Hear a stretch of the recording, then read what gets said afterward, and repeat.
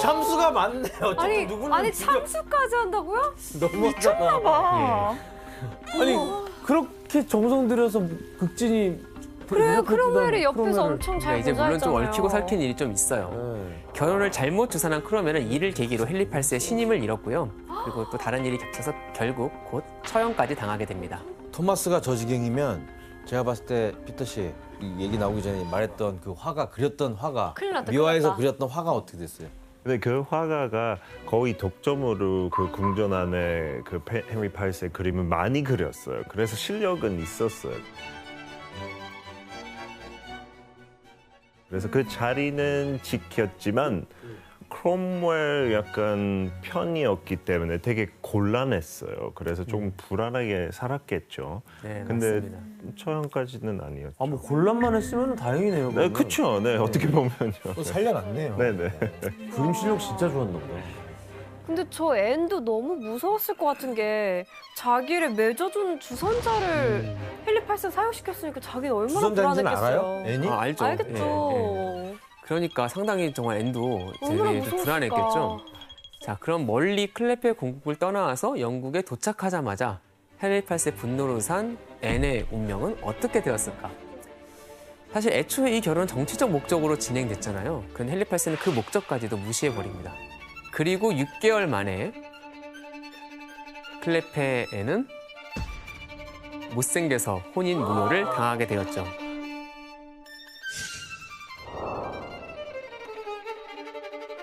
혼인 무효의 원인이 못생겨서 그런 거라고요?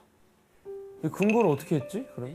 결혼을 무효화하는데 가톨릭 교황의 허가도 필요 없어진 데다가 이미 4번의 결혼을 치르는 동안 결혼 생활을 정리하는 데 매우 능숙해졌던 그런 프로 정리러 헨리 8세는 혼인 무효가 쉽도록 첫날 밤 치르는 것을 거부했습니다.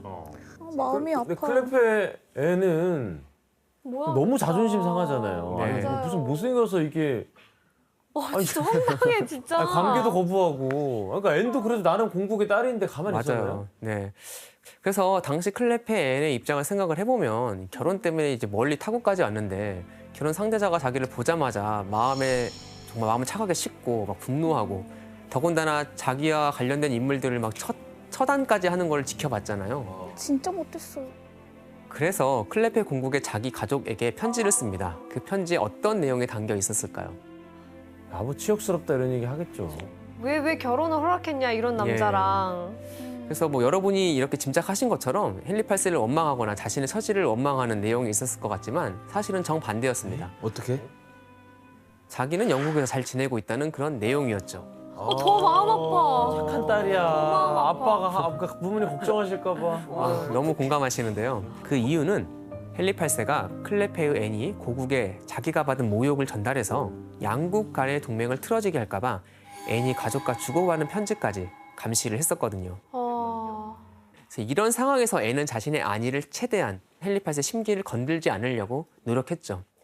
그리고 혼인 무효 결정 후에는요, 헨리 8세에게 직접 이런 편지를 쓰기도 했습니다. 비록 우리 사이에 위장된 결혼이 무효이고 아무런 효과가 없다고 결정됐지만 폐하께 가장 겸손한 자세로 간청드립니다. 이로써 저는 폐하의 은총을 받은 아내라는 사실을 밝힐 수도 없고 그렇게 하지도 않을 것이지만 폐하께서 저와 함께 해주신 깨끗하고 순수한 생활을 고려하셔서 저를 폐하의 겸손한 종 중 하나로 받아들이신다면 저는 더할 나위 없이 감사하겠습니다.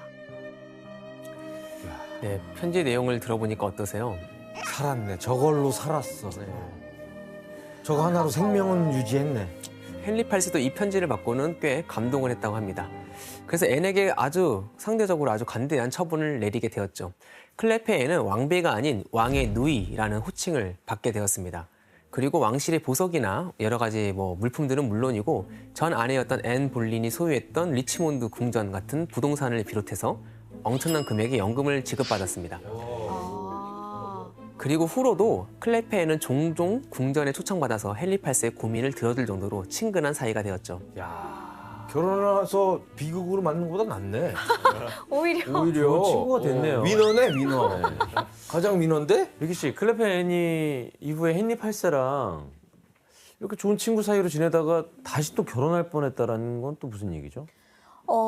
네. 이때 시간이 조금 더 지났을 때 헨리 8세가 또 다시 홍자가 되었을 때 클레페 집안에서 둘의 재결합을 요청했거든요. 그런데 이때 헨리 8세가 바로 거절을 했어요. 네. 단호박이네. 인간적으로는 많이 좋아했지만 여자로서는 많이 싫어했던 그런 사람이었어요. 네, 결론적으로 클레페에는 현명하게 처신한 덕에 좋은 여사친으로 남아서 죽지 않고 살아남을 수가 있었습니다. 여사친이 나 내가 봤을 때 오히려. 그쵸. 결혼이 다 파국으로 치달으니까. 네, 이렇게 클레페 앤과 만난 지 6개월 만에 사이를 정리한 헨리 8세는 자연스럽게 또 다른 결혼식을 준비합니다. 오, 진짜.